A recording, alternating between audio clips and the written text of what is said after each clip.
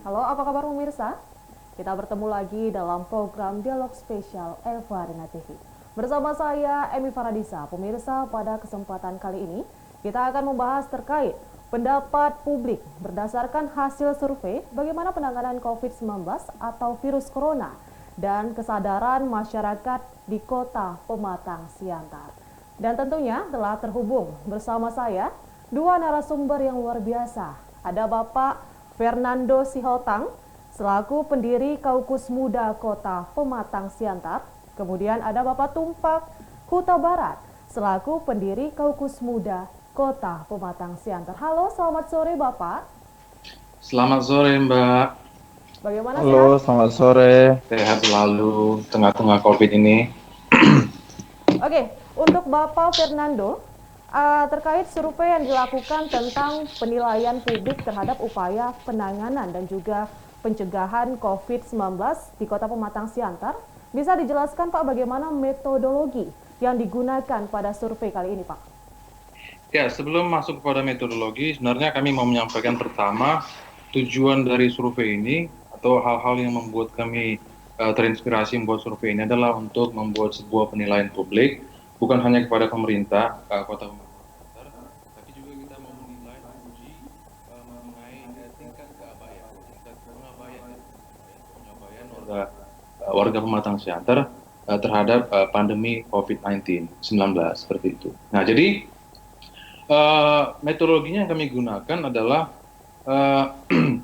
itu metodologi dengan simple random sampling namanya. Jadi kita melakukan penarikan sampelnya itu secara acak dan sederhana. Nah, tujuannya kita bukan tidak melakukan stratifikasi di sini, kita melakukannya dengan sederhana supaya setiap orang yang mendapatkan kesempatan yang sama untuk dimintai pendapatnya. Seperti itu. Lantas bagaimana terkait populasinya Pak? Ya, populasi yang kita gunakan itu warga Kota Pematang Siantar di 8 kecamatan. Jadi berdasarkan Badan Pusat Statistik Kota Pematang Siantar tahun 2018, kita melihat ada 251.513 jiwa penduduk Kota Pematang Siantar. Nah, jadi kita mengambil mengambil beberapa 456 responden atau sampel dari jumlah populasi seluruh Pematang Siantar. Bagaimana respon dan tentunya tingkat kepercayaan masyarakat terhadap survei ini Pak? Ya, artinya memang ini kan metodologi, kalau dalam survei atau penelitian atau polling, itu kan yang memang harus diuji itu adalah ilmiahnya. Nah, jadi kita menggunakan memang rumus Lovin yang sederhana. Rumus Lovin itu kita mau melihat menarik jumlah sampelnya. Jumlah sampelnya itu dengan menggunakan rumus Lovin itu. Jadi kita pakai waktu itu tingkat kepercayaannya atau presisinya itu 95% dari jumlah seluruh penduduk Indonesia, Kota Pematang Siantar, dan toleransi kesalahan itu sekitar 0,5%, 0,05 seperti itu. Bagaimana teknik penarikan sampel yang Bapak gunakan pada survei kali ini Pak? Oh iya, tadi saya sudah sebutkan teknik menarik sampelnya itu kita menggunakan rumus Lovin itu. Jadi dari 251.513 jiwa penduduk Kota Pematang Siantar dengan tingkat presisinya 95% atau toleransi kesalahannya 0,05 atau 5%, kita mendapatkan sebenarnya minimal sampelnya itu 399. Tapi saat ini dalam survei kita berhasil menggapai 456 sampel untuk survei ini. Oke, baik untuk Bapak Fernando dan juga Bapak Tumpak, saya ingin beralih kepada Bapak Tumpak. Berdasarkan hasil survei dari responden, bagaimana menurut Bapak tindakan pemerintah Kota Pematang Siantar untuk mengantisipasi virus corona di Kota Pematang Siantar ini, Pak? Ya, kalau sejauh ini ya, kelihatan saya bahwa ya pemerintah Kota Pematang Siantar kan masih hanya dalam sebatas merilis korban ya, baik yang ODP, PDP maupun yang positif. Karena di Siantar kan ada dua yang sudah terdata positif. Dan rilisan informasi ini masih bisa diakses, contoh kayak dari sosial media, ada yang platform Instagram, terus kemudian ya proses diseminasinya masih lewat itu. Tapi kalau langkah-langkah yang lain, sebenarnya beberapa kelurahan kecamatan sudah bergerak. Contoh kayak pembuatan ini ya, penyemprotan disinfektan, terus kemudian macam Satpol PP dan kepolisian sudah bergerak keliling untuk menutup warung-warung yang masih membuka aktivitas usahanya, dan kemudian patroli masih berlanjut ya sampai hari ini. Semalam saya lihat masih lanjut ya berkeliling. Namun upaya lainnya yang kita dorong sebenarnya adalah fungsi-fungsi koordinasi sih, seperti koordinasi antar Forkopimda ya, forum komunikasi para pimpinan di daerah itu kan kayak Kapolres, Kejaksaan, terus kemudian Kepala Bank Indonesia dan lain-lain. Nah, ini memang yang harus perlu dilakukan. Jadi supaya juga masyarakat mulai seperti apa sebenarnya situasi aktual, situasi terkini di Kota Pematang Siantar dalam berbagai spektrum, apakah soal keamanannya, apakah soal ekonominya, dan lain-lain. Begitu sih, Mbak. Untuk Bapak Fernando, apakah pandangan dan juga penilaian Bapak terhadap pemerintah Kota Pematang Siantar untuk menangani virus corona ini, Pak? Iya, dari survei, saya berbicara survei, dari survei yang kami lakukan tanggal 5 dan 6 April yang lalu, kita melihat ada tren sentimen negatif dari masyarakat, bahwa masyarakat menganggap bahwa apa yang dilakukan oleh pemerintah Kota Pematang Siantar, atau otoritas, saya katakan otoritas Pematang Siantar, itu 71,5% mengatakan belum memadai atau tidak memadai. Nah, hanya sekitar 17,3% itu yang mengatakan memadai. Nah, kalau sisanya itu 11,2% itu tidak menjawab, mungkin dengan alasan tertentu. Kami tidak meminta kenapa mereka tidak menjawab. Nah, yang pasti dari 456 itu responden, kami melakukan seleksi acak ya terhadap 11 responden yang itu kami seleksi secara acak supaya kami bisa melakukan wawancara lebih mendalam kepada yang 11 orang ini terkait beberapa temuan-temuan atau pertanyaan. Nah, kami lihat memang dari responden itu terkait antisipasi ini virus corona di Pematang Siantar, mereka mengatakan bahwa seperti yang Saudara Tupak katakan tadi, bahwa memang koordinasi Forkopimda maupun misalnya koordinasi antar OPD di daerah di Kota Pematang Siantar itu belum maksimal, sehingga mereka menjawab tidak memadai, seperti itu. Oke, lantas bagaimana Bapak menilai upaya dan juga tindakan yang dilakukan pemerintah Kota Pematang Siantar terkait virus corona, salah satunya sosialisasi yang telah dilakukan Pemko Kota Pematang Siantar, Pak? Ya, dari survei, saya berbicara survei, dari survei sekitar 67,5% responden mengatakan bahwa upaya atau komunikasi publik, peran komunikasi publik pemerintah Kota Pematang Siantar itu belum memadai. Hanya 23,9% yang mengatakan memadai. Nah, alasan responden, beberapa responden yang kami wawancara itu mengatakan bahwa ini komunikasi belum sampai kepada mereka karena juga mungkin bicara soal koordinasi antar OPD, antar dinas dan Forkompimda terkait pencegahan, upaya pencegahan dan antisipasi penanganan virus COVID-19 ini. Nah, dari tren yang kami lihat bahwa memang responden yang mendapatkan komunikasi, yang melihat komunikasi publik itu di Kota Pematang Siantar memadai, biasanya mereka mendapat informasi dari terkait COVID-19 itu dari media yang dikelola oleh pemerintah Kota Pematang Siantar dan juga media-media sosial dan media mainstream lainnya. Untuk Bapak Tumpak, apakah Bapak melihat bahwa komunikasi yang dilakukan oleh pemerintah Kota Pematang Siantar belum berjalan secara maksimal, Pak? Ya, kalau secara komunikasi publiknya saya melihat sangat-sangat belum memadai dan masih belum efektif ya. Contoh, tidak ada instrumen yang bekerja masuk ke dalam kelurahan ataupun kemudian ke skup-skup terkecil ya, ke RT RW gitu. Jadi ya medianya harusnya kan lebih banyak. Apakah dia media dalam bentuk yang cetak ataupun media yang dalam bentuk rilisan-rilisan di sosial media ya.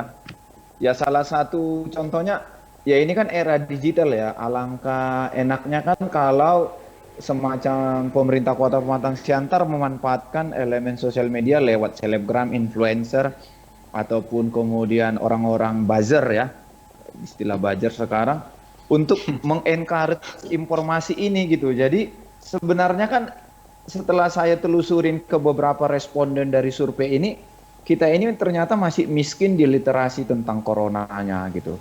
Jadi contoh, kalau seandainya saya ingin secara voluntari ingin memeriksa, kita nggak tahu nih informasinya di manakah rapid test ini ada sekarang, di rumah sakit mana dan di puskesmas mana ada rapid test. Contoh ya seperti itu. Lalu kemudian bagaimana membangun nilai positif kepada masyarakat yang ingin secara sukarela memeriksakan dirinya. Jangan-jangan nanti dia periksa walaupun hasilnya negatif, tapi sudah terstigma duluan, sudah diberi cap negatif, sudah dijauhin dan lain-lain. Terus kemudian langkah-langkah yang perlu dilakukan selanjutnya adalah bagaimana tentang bantuan-bantuan yang mau diberikan kepada masyarakat yang benar-benar lemah secara ekonomi, karena ini kan hampir semua elemen yang kena dampak ya, mulai dari parkir, mulai dari pedagang, artinya semua merasakan dampak. Rakyat-rakyat kecil jelas ya merasakan dampak dari sini. Nah, cuma program bantuan yang digulirkan ini kan kita nggak tahu, walaupun dimungkinkan pergeseran APBD lewat sidang paripurna dan lainnya, tapi gimana membangun database-nya, apa indikatornya, siapa yang mau dibantu dan lain-lain. Jadi sepertinya masyarakat merasa pemerintah abai karena tidak terdata dengan baik apa langkah-langkah yang akan dilakukan pemerintah, tidak terkomunikasi dengan baik juga kepada masyarakat, sehingga ada gap yang sangat luas, semacam tindakan emoh ya, keogahan pemerintah dalam membantu masyarakat yang ada di Kota Pematang Siantar. Nah, ini yang sebenarnya perlu didorong, bagaimana komunikasi politiknya terjalin dengan baik, komunikasi publik antara pemerintah ke masyarakat juga, karena instrumennya kan sudah ada dinas-dinas, ada Diskominfo, ya kayak model-model di Siantar udah ada Videotron contohnya, terus kemudian ada kelurahan, kecamatan kan yang perlu didorong untuk itu, atau yang setidaknya puskesmas juga ada, bagaimana puskesmasnya didorong lagi. Jadi intinya saya menyorotin literasi tentang corona ini yang harus diperkuat supaya masyarakat ngeh, jadi tidak hanya sebatas cuci tangan, disinfektan, terus kemudian dia nggak tahu ini ekonomi kita akan bagaimana, nyungsepnya akan seperti apa, gitu-gitu sih. Dan hari ini juga saya mau nambahin, dan hari ini juga dalam sidang paripurna kabinet di Bogor, Jokowi menegaskan bahwa pemerintah daerah itu harus menggunakan media-media atau forum-forum di internet, di daring, untuk mensosialisasikan, mengkomunikasikan kepada publik terkait soal perkembangan COVID-19 di daerah masing-masing. Untuk mencegah kepanikan dan rasa takut di antara masyarakat. Oke, untuk Bapak Fernando, berdasarkan survei yang telah dilakukan, sejauh ini apa yang dibutuhkan masyarakat, Pak, tentang penanganan COVID-19 yang harusnya digencarkan oleh pemerintah Kota Pematang Siantar, Pak? Ya, dari survei, yang kita lihat, ini kan kita bukan hanya melihat bagaimana penilaian publik terhadap pemerintahnya. Ini kan memang secara hukum ya, kita bicara hukum, legalitas, ini tanggung jawab negara. Dalam artian ini adalah aparatus negara. Nah, tapi bukan berarti tanggung jawab warga itu tidak ada. Jadi warga dan pemerintah itu saling bersinergi untuk melakukan sebuah tindakan, upaya guna mencegah itu. Nah, seperti yang dikatakan oleh saudara Tupak tadi, kalau dia hanya sebatas imbauan, anjuran, kemudian itu sangat-sangat sangat normatif dianggap masyarakat. Saya pikir itu tidak akan mampu mengajak masyarakat untuk membangun solidaritas supaya bersama-sama dengan pemerintah berupaya untuk mencegah dan mengantisipasi itu. Karena intinya adalah pemerintah itu mampu menjadi pedoman, panduan bagi masyarakat, warga, untuk kemudian diikuti aturannya. Nah, kalau selama ini komunikasi pun belum dibangun oleh pemerintah dengan baik, Nah, bagaimana juga warga atau masyarakat itu bisa mengikuti protokol-protokol kesehatan misalnya. Oke, untuk Bapak Tumpak, seberapa Ya. yakin Bapak bahwa pemerintah Kota Pematang Siantar ini mampu mengajak masyarakat untuk mematuhi peraturan dan tentunya untuk meminimalisir penyebaran COVID-19 ini, Pak? Pastinya kan apa ya, talk show ini sendiri bukan talk show lah, apa ya, wawancara kali ya namanya ini. Hmm, adalah kan kita basis datanya kan dari hasil survei. Nah, kalau dari hasil surveinya kan ya mayoritas ternyata masyarakat tidak yakin. Nah, kalau dari saya pribadi adalah kalau masih sifatnya anjuran ataupun himbauan, maka proses tingkat kemungkinan penyakit ini tersebar luas itu sangat besar. Karena tidak ada yang menjadi bentuk kepatutan atau kepatuhan dari masyarakat untuk ikut. Karena ya kalau dihimbau saja, dianjurkan saja. Jadi kalau umpamanya ada punishment ya, atau sanksi mungkin yang mengikat kepada masyarakat, mungkin proses berkurangnya interaksi, proses berkurangnya masyarakat yang nongkrong dan segala macamnya, itu akan bisa berkurang. Lalu yang kedua, eh kalau pemerintah terlihat serius dengan gerakannya, contoh ya kayak pemeriksaan siapa ya yang datang dari luar kota, bagaimana tim puskesmas dan kecamatan langsung menjemput untuk memeriksakan ataupun kemudian artinya bahwa pemerintah hadir ternyata di masyarakat, ya pasti rakyat akan mau bekerja sama, rakyat akan mau berkolaborasi dengan pemerintah bahwa ternyata pemerintah hadir. Jadi ya siapa sih yang nggak mau satu kota ini menjadi yang lebih baik? Siapa yang nggak mau kalau corona ini pulang selama-lamanya tidak ada lagi di kota Pematang Siantar gitu. Tapi ketika proses-proses kinerja saja tidak teruji dalam praktek di lapangan, kemudian secara proses informasi saja, ya kayak kemarin yang satu positif terakhir kita kan kecolongan di kota Pematang Siantar kan. Yang ternyata katanya bisa keluar dari rumah sakit, terus kita tiba-tiba udah dapat informasi udah di rumah contohnya. Dan kita dapat hanya video, itu kan artinya ada bentuk sikap pengabaian kan, yang akhirnya kan mulai riweh di Siantar. Artinya kalau ketika riwehnya ketika ada masalah, berarti apa ubahnya kita dengan hanya model memadamkan api ketika kebakaran gitu. Yang penting kan diperlukan ini kan langkah preventifnya, pencegahannya, maka didorong instrumennya, didorong OPD-OPD terkait itu sesuai dengan job desk masing-masing. Ya kalau umpamanya Diskominfo, ya berarti publikasi dokumentasinya. Kalau kesehatan ya jalanlah. Kan ada lembaga-lembaga lain yang bisa siap berkolaborasi dan bekerja sama untuk membuang penyakit ini sejauhnya. Karena semua ini pada stres juga dengan corona menjangkiti seluruh dunia ya gitu. Itu sih menurut saya, Mbak. Oke, untuk Bapak Fernando, sejauh ini bagaimana Bapak melihat kesadaran masyarakat tentang himbauan yang telah diberikan oleh pemerintah untuk mengantisipasi virus corona ini, Pak?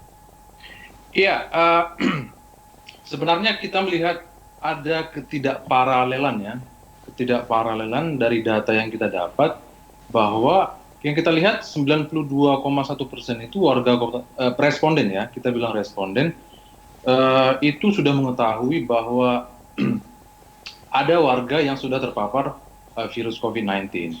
Nah, tapi ini tidak paralel dengan perilaku mereka. Ini kan sebuah sebab akibat ya, reaksi dari sebuah informasi. Nah, tapi ini tidak sesuai dengan perilaku mereka yang masih abai dengan anjuran-anjuran atau standar protokol kesehatan COVID-19 yang sudah dikeluarkan oleh pemerintah. Nah, kalau kita melihat sebelum ke pengabaian itu, kita melihat bahwa 63,6% ternyata mereka panik dan takut ya, panik karena takut. Nah, hanya sekitar 23% responden itu mengatakan bahwa mereka nggak panik sama sekali karena nggak takut gitu. Tapi itu nggak sesuai dengan perilaku mereka begitu. Nah, ini yang harus diketahui oleh Kota Pematang Siantar, bahwa ternyata masalah itu tidak bisa merubah perilaku atau meningkatkan kesadaran warga Kota Pematang Siantar. Berarti harus ada intervensinya. Nah, kalau kita lihat datanya itu sekitar 42,3% itu alasannya alasan ekonomi, karena harus bekerja, mencari nafkah, atau mungkin juga kalau di pasar Horas itu berjualan, kalau bahasa senternya warengge-rengge atau seperti itu. Nah, ada orang yang 15, sekian persen itu alasan berbelanja. Ada alasan memang karena dia tidak takut sama sekali, atau karena dia yakin bahwa imun tubuhnya itu sangat kuat, sehingga dia tidak perlu merasa takut terhadap virus corona ini. Nah, ini yang harus diperhatikan oleh pemerintah. Ini salah satu tujuan kami melakukan survei ini, bahwa pemerintah harus melihat ini. Ada memang pola-pola ya, saya katakan pola-pola pengabaian yang dilakukan oleh masyarakat. Tapi kita nggak serta-merta menyalahkan masyarakat yang misalnya harus bekerja. Nah, pemerintah kota harus membuat sebuah kajian. Kenapa mereka? Artinya alasan bekerja seperti apa? Kalaupun mereka dipaksa suatu saat ya, kalaupun nanti ada PSBB, katakanlah di Kota Pematang Siantar, disetujui oleh Kemenkes, kalau ini pun diajukan misalnya. Nah, kalau terdampak masyarakatnya secara ekonomi, orang nggak bisa lagi berjualan di pasar Horas atau di mana-mana misalnya, atau tidak bisa bekerja lagi, atau kena PHK, katakan seperti itu, pemerintah harus punya kajian bagaimana mengantisipasi dampak terhadap corona ini. Karena isu corona ini bukan hanya isu kesehatan, tidak hanya isu disinfektasi, masker, kemudian hand sanitizer, enggak serta-merta mengenai itu. Tapi bicara soal ekonomi, dan kemudian bagaimana meningkatkan atau menstimulus ekonomi UMKM khususnya, usaha mikro, kecil, dan menengah itu. Karena itu adalah jantung dari sebuah ekonomi di sebuah kota. Sejauh ini bagaimana Bapak melihat kepanikan masyarakat khususnya di Kota Pematang Siantar untuk menghadapi COVID-19 ini, Pak Tupak? Kalau di masyarakat sendiri kan saya melihat masih ini ya, mungkin kadang kalau tidak nyata korban di depan mata tidak percaya, itu yang pertama ya. Lalu yang kedua, kalau jumlahnya tidak bengkak ya pasti masih biasa-biasa saja, karena kan masih sedikit ya dibanding kabupaten tetangga yang sudah sangat banyak ya. Di Simalungun contohnya kan udah lumayan, padahal di Siantar kan masih yang positif 2. Jadi masyarakat masih anteng, walaupun mereka sudah melakukan proses berdiam diri di rumah, social distancing, dan apalagi grafik yang pakai masker saya lihat di jalanan sudah sangat banyak. Masyarakat sudah mulai aware, udah mulai banyak yang mengenakan masker, dan kemudian yang lebih hebatnya lagi, ini kita simpulkan kemarin sama Fernando, ya ternyata mesin solidaritasnya udah jalan di Kota Pematang Siantar. Terakhir kemarin saya dan teman-teman yang ada menamakan diri rakyat kecil bertato, kita ngumpulin uang anak-anak muda, bagi 2.000 masker, terus kemudian nanti minggu ini kita jilid 2 bagi-bagi sembako. Artinya dapatkan kesadaran dari keluarga ataupun dari media yang dia konsumsi, tapi masyarakat sudah lebih mulai peduli. Nah, namun yang menjadi kegelisahan terbesar masyarakat saat ini adalah, ini akan sampai berapa lama? Kita kan nggak pernah dikasih data, kita nggak pernah diberikan kajian, analisa, ini akan sampai berapa lama, baru kemudian stimulus apa yang mereka akan dapatkan, lalu seperti apa dampaknya selama berapa bulan ini, sehingga masyarakat juga bisa bersiap, terutama masyarakat yang hanya mantap, makan tabungan. Terus kemudian bagaimana masyarakat yang hanya ketika dia jualan tiap hari, ya itulah yang dia makan. Gimana orang lagi bisa bertahan hidup ketika semua akhirnya harus mentautkan dirinya pada rentenir, pada utang, pada kredit yang harus dia bayar. Nah, kadang kan manusia ini kan butuh harapan ya. Jadi tahu dia menggantungkan dirinya pada harapan itu, sehingga dia tahu akan seperti apa strategi yang dia buat dalam hidupnya. Nah, ini yang kita butuhkan saat ini. Jadi adapun fungsi survei ini kan walaupun dalam bentuk kritik dan hasilnya dari masyarakat, bukan opini kita berdua, tapi ini adalah bentuk kritik yang ingin memberikan nilai baru kepada pemerintah untuk meningkatkan kinerjanya gitu. Jadi ini bukan hanya untuk bentuk sikap mengkritik, menyalahkan, tidak, tapi kita ingin memberikan satu apresiasi kepada pemerintah, mendorong mereka untuk meningkatkan nilai yang mereka buat kepada masyarakat Kota Pematang Siantar. Begitu sih, Mbak. Oke, Bapak Fernando, berdasarkan survei yang telah dilakukan, Pak, dari mana dan sejauh mana ini warga bisa mengetahui dan tentunya bisa memahami bahwa ada masyarakat Kota Pematang Siantar yang terpapar virus corona, dan untuk informasi lebih lanjut mereka harus menghubungi ke siapa, Pak? Nah, eh, kalau bicara praksisnya, kalau untuk pematang siantar, mungkin Saudara Tupak nanti yang jauh lebih mengelaborasi lebih mantap lagi. Jadi, kalau dari survei yang kita lihat, sebenarnya kita ragu ya kalau kondisi yang kita survei itu tanggal 5 dan 6, karena kita melihat tanggal 5 6 ya, kita nggak melihat hari ini. Tanggal 5 dan 6 itu responden mengatakan bahwa peran komunikasi publik Kota Pematang Siantar, pemerintahnya itu belum memadai. Sekitar berapa persen ya saya lihat?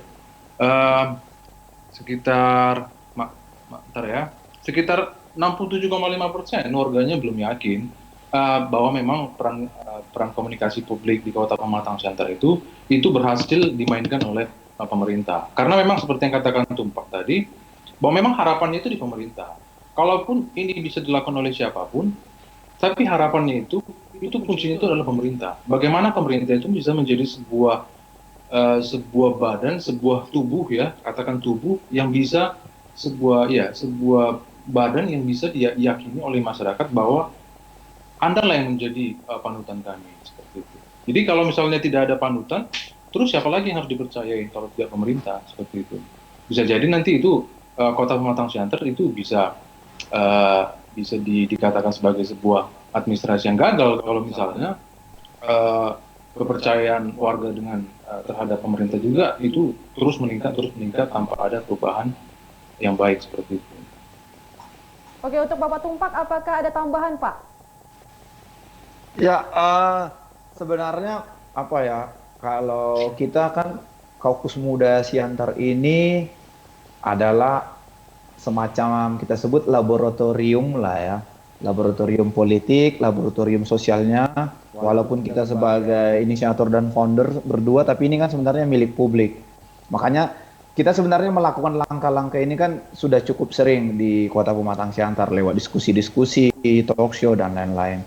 Namun dengan ada survei ini sebenarnya kita ingin memberikan satu analytical thinking gitu loh. Maksudnya bagaimana masyarakat itu berpikirnya analitik supaya semakin kritis, masyarakat mulai makin sadar. Ini juga buat suatu bentuk transfer pengetahuan bersama bahwa ada satu hal ya, fenomena yang harus kita sadarin, yang akhirnya ini mengubah kecenderungan perilaku kita berubah, kecenderungan bersosial kita berubah, kecenderungan interaksi kita juga berubah, tapi juga ternyata kecenderungan ekonomi juga berubah, yang ini juga mempengaruhi sustainability, keberlanjutan hidup masyarakat di Kota Pematang Siantar. Nah, jika pemerintah memang ingin mensejahterakan ya, kita buat kata sejahtera lah, menjadi masyarakat yang sejahtera, harusnya ini cepat diintervensi. Artinya ada elemen-elemen yang bisa dilaksanakan oleh pemerintah. Karena saya melihat dari anak muda, karena banyak bergerak di anak muda kreatif, ya ini kan para pegiat-pegiat kreatif di Kota Pematang Siantar kan juga pada nyungsep, karena industri kreatif biasanya kan bermain di sektor keramaian.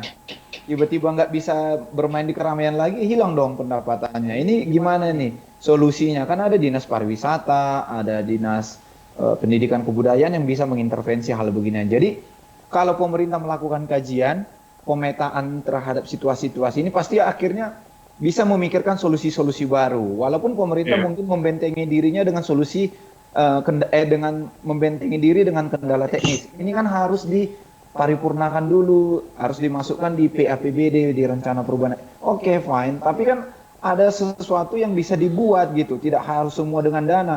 Ya contoh, kalau pemerintah belum bisa dengan APBD-nya, dorong dong para pengusahanya melakukan sesuatu. Kan ini kan lagi zamannya mesin solidaritas untuk membantu sesama kita saudara di Kota Pematang Siantar. Nah, apa elemen yang dibantu selain bantuan yang bisa diberikan personal, tapi ini menjadi satu komunal yang bisa dibantu begitu. Nah, inisiatif-inisiatif ini yang kita perlukan dari pemerintah, karena mereka punya legitimasi yang diakuin oleh pengusaha, oleh masyarakat luas. Itu sih harapan saya ke depannya, Mbak. Iya, saya mau nambahin Pak dari pernyataan Tumpak tadi. Oke, silakan Pak Fernando. Iya, yang sepengetahuan saya itu ada 11 kalau nggak salah. 11, mungkin ditambahin, dikoreksi ya. 11 institusi pendidikan tinggi di Kota Pematang Siantar. Artinya kenapa juga pemerintah Kota Pematang Siantar tidak memanfaatkan institusi pendidikan tinggi ini untuk melakukan kajian-kajian sosial, survei-survei penelitian sosial terkait bagaimana dampak corona ini terhadap ekonomi, budaya, apalagi konflik mungkin barangkali, karena ini bencana non alam yang sudah ditantangani oleh Jokowi tadi malam, itu Kepres nomor 12 ya, kalau nggak salah. Itu bahwa ini sudah bencana alam, bencana non alam. Nah, ini dampaknya itu bisa menjadi sebuah konflik. Konflik itu kan bukan harus kekerasan, violence, bukan. Tapi konflik itu bisa terjadi di masyarakat terkait soal ekonomi, sosial, dan yang lain-lain. Oke, terima kasih untuk Bapak Tumpak. Terima kasih untuk Bapak Fernando. Terima kasih waktu dan informasi ya Bapak. Semoga apa yang kita diskusikan pada hari ini bisa bermanfaat.